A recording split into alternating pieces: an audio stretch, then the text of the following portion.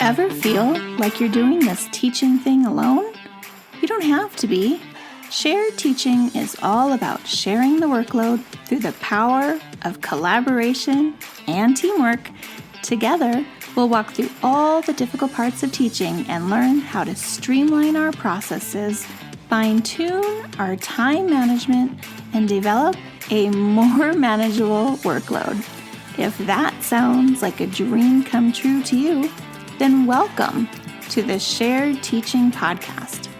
Let's share in the teaching to make those dreams a reality. Now here's today's Shared Teaching. Welcome back to the Shared Teaching Podcast. I'm your host, Susan, and you are listening to an episode of Writing Tip Wednesday, where I share a weekly tip designed to help your first and second graders really develop their writing skills. Today's tip is all going to be about using a circle map to plan out personal narratives, which makes the writing process smoother and more organized for your young writers. Now, planning is the key to good writing, especially for early elementary students who are still learning just how to structure their thoughts. By using a simple graphic organizer like the circle map, students can focus their ideas before jumping into the writing. This helps them stay on track, include details, and feel more confident when writing their personal stories. So let's talk about just how to use a circle map when planning out personal narratives. Okay, so first of all, what is a circle map? If you haven't heard of it before, a circle map is just like it sounds. It's a giant circle, and it has an inside circle and an outside circle. So it's two circles. Okay, and it really helps students to brainstorm and organize their ideas. Now, if you are a kindergarten teacher, you are probably familiar with this. A lot of circle maps are used to help students think of like things that go with the letter A. And so the letter A will be in the inside circle, and then on that bigger outside circle are all the objects that start with the A sound. So we're going to do the same concept, but instead we're going to plan our thoughts. Now, in the center of the map, you're going to have the students write their main topic. So the smaller inner circle is what they're going to write their topic on. Now, around that central idea, students are going to brainstorm all the ideas about the experience, the people that were there, their feelings, their sounds, any specific moments that they really want to capture. So to introduce the circle map to your class, you'll want to start with a whole class example. So let's say you're going to do a trip to the park. You're going to draw the large circle map on chart paper or your whiteboard, whatever you use. And in the inside smaller center circle, you're going to write trip to the park.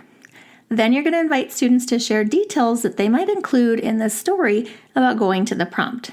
So some of the questions you can ask to kind of draw out more ideas might be, who was with you? What did you do at the park? What sounds did you hear? How did you feel? And as the students share the ideas, you're going to jot them down kind of in like just randomly around the center of the map, the outside center, right? This visual display is really going to help students see how the story comes together before they even start writing. So for independent practice, you're going to really want to make sure your students understand how the circle map works so they can start using them independently when they go to do their own personal narratives. So first, you're going to ask them to choose a topic. They're going to think of a small moment from their lives that they want to write about, like a birthday party, losing a tooth, a fun family outing, whatever they decide or whatever you kind of steer them towards. The next step is to create the circle map, right? You're going to teach them how to draw that big outside circle. And then I like to have students write their topic in the middle of their page and then draw a circle around it. I've found through lots of trial and error that especially first and second graders have a hard time containing their writing within a small circle. So having them write their topic and then circle it is a much better fit. Okay, so try that. That's my tip for the day. So they're going to write their topic, whatever they chose, in the middle circle. And then around that outside circle, they're going to brainstorm details about that moment. You're going to want to teach them to use their five senses, right? What they saw, what they heard, what they smelled, what they touched, what they felt. And that's going to help them include a lot of details in their writing. And then before they start writing, have them share their circle maps with a partner. This helps them kind of verbalize their ideas, put their thoughts into sentences before they actually start writing. And then, of course, the last step is they're just going to write. Now that they have that circle map filled out, it's going to guide them as they write their story. And it helps them remember about the details and stay focused on just what they brainstormed. The circle map works because it provides a clear, organized way for students to really gather those thoughts.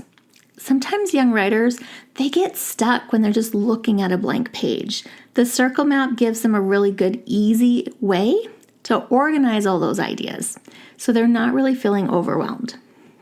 So try it and let me know what you think, and please subscribe to make sure you don't miss out on any future episodes. Bye for now. If you've loved this show, then join me in sharing the teaching, hitting that subscribe button, and leaving us a review on iTunes, so we can be found by more teachers like you who are ready to start sharing the workload. I hope you've enjoyed this episode. Find new episodes each week on sharedteaching.com.